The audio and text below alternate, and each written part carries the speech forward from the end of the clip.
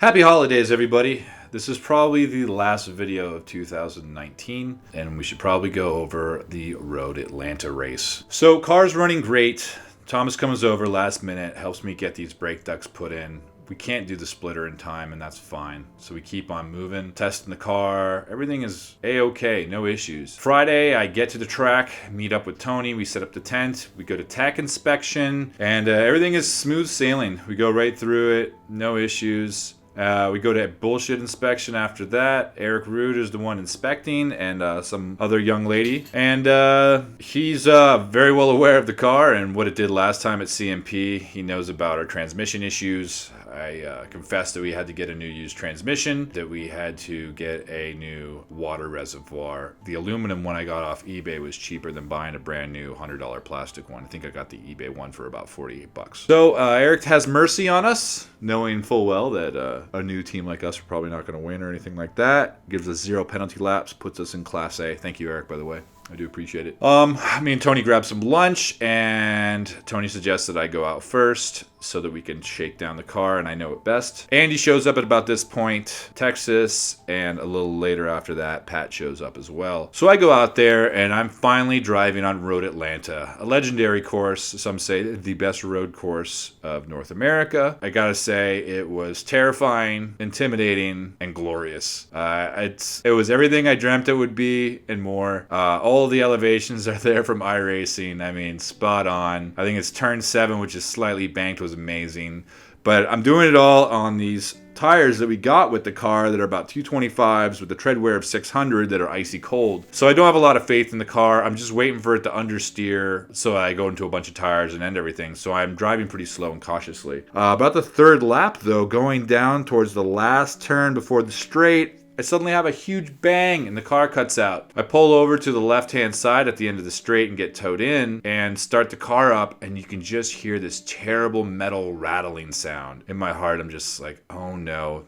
Did I blow the engine and no one's not going to be able to get the race? There's no way I can get this fixed in time. After looking a little bit closer and listening to the sound, it sounds like it's coming from the transmission and we can't get it into gear while it's running. Load the car back up and we take it back to my house and me and Pat get working on it. Take the transmission out and everything's going pretty quick. We get to the pressure plate and it has bent fingers and has kind of exploded and is pushing out against all of the bolts heads. So now we can't rotate the bolt heads to unscrew the pressure plate. So we end up having to drill out the heads. It's such a nightmare. And we have to get new bolts in the middle of the night. We finally get them. We put everything back together, get about 4 hours sleep, and head back the next day. What we put back in, though, was a selection of used parts that I had. I had a pressure plate that came with the car. I had a pressure plate that I got from a junkyard. I had clutch disc that came with the car, which is a 3-puck racing clutch. Really, we just put a lot of strain on our drivetrain. We're not producing enough power. Then we have the clutch disc that we had just run that looked okay, which was part of this Amazon package that I bought for $150 for a flywheel, pressure plate, and clutch. So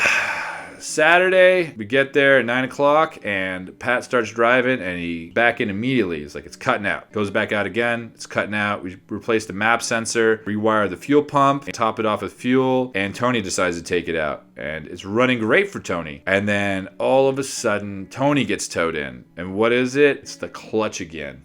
So at this point, we're all pretty heartbroken. I mean, we had spent hours last night with drilling the bolt heads out and scrambling around for parts, and it was just a big ordeal. We don't have any sleep, and after some coffee, me and Pat decide we're gonna do it again. And this time around, we are cooking. We get the whole tranny out in about 30 minutes with the exhaust out of the way and the drive shaft. We've done it before, and we're well rehearsed. And we get to the clutch, and sure enough, now the clutch disc has disintegrated everywhere. So we take that out and put another clutch in. This time I ended up going to AutoZone. It was earlier in the day, and I had to buy like a $700 Duralast clutch, which I'm going to return immediately. We get it all assembled, and now the pedal is going to the floor before it disengages. Something's wrong, and it's not the hydraulics. Those have been bled thoroughly, and we've checked it, and you can see that the hydraulics are definitely moving the clutch release fork, and the clutch is brand new and it's in there, and nothing else has changed. So we checked pedal adjustment, and that's fine, and pedals is not broken. And the only thing that at about 1 in the morning that I could come to the conclusion is that when the pressure plate disintegrated, some of the pieces got wedged in between it, and when Tony was driving, suddenly loses gear, panics, pushes the clutch pedal as hard as he can, that he may have bent the clutch. It's now 1 o'clock in the morning, Saturday night, or now Sunday morning, the last day of racing, and we can't get it to release, and unfortunately I had to call it quits. Really, really unfortunate. It was a big downer. You know, these people travel so far and pay a lot of money to do this, and it's the risk of racing, you know, and I was very clear about this when we started this endeavor, that, and this is with, I think, pretty much every team, is that, you know, anything can happen, and the only thing that a team can really guarantee is that you can pass tech, because that's something that's in your control. But I can't control if the guy wrecks a car, or, you know, not just me, but anybody, you know. It's the risks of racing. It's a big gamble. It sucks. But this isn't a corporation, and I don't have to abide by certain policies, and it's not the kind of team I want to run. So going forward, I'm not running this car anymore until we have a thorough shakedown of it on a track day where I can run it consistently. I mean, I did my very best, and there's nothing I don't think I could have done differently. The clutch was working for weeks at a time before this with no issues. Why it suddenly decided to brake twice and then suddenly stop functioning altogether is beyond me. And to this moment right now, December 20th, I still can't figure out why I can't get clutch pedal engagement to be correct. It's the exact same problem I had when we were at CMP with the other transmission.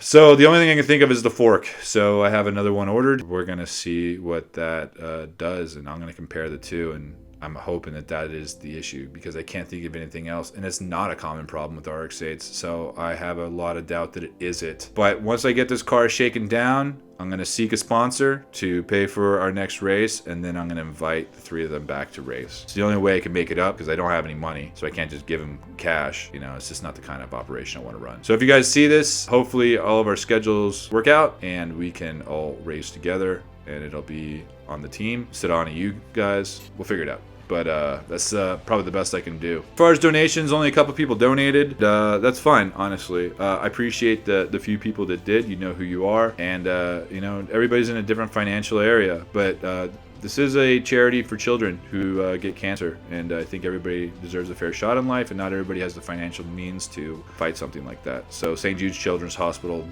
does provide this kind of service for any family, no fees at all. It's a great cause, so if you do have an extra $1, please hit that link, hit the gift button, donate $1, anything, really. I'm going to be running this charity all the way until June when their financial year closes. Just want to give another shout out to all the people that have been really technically supporting me, especially Charles from Black Halo Racing, who I treat as a best friend and I've never met in real life, with my constant emails and advice, as well as Jason all the way in California, who is running on a different Lemons team over there, who constantly answers all of my questions. I am very grateful. And to all you guys, I love you guys, and I really appreciate you guys spending your time watching my videos and commenting and talking to me.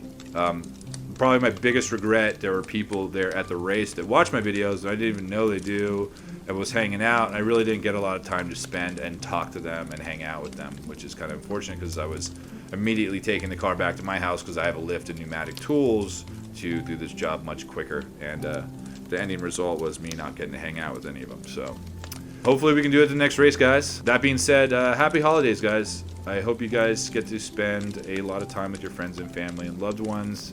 And I hope you guys ring in the new year with a fantastic 2020. All right, guys, I'm out of here. Have a good one.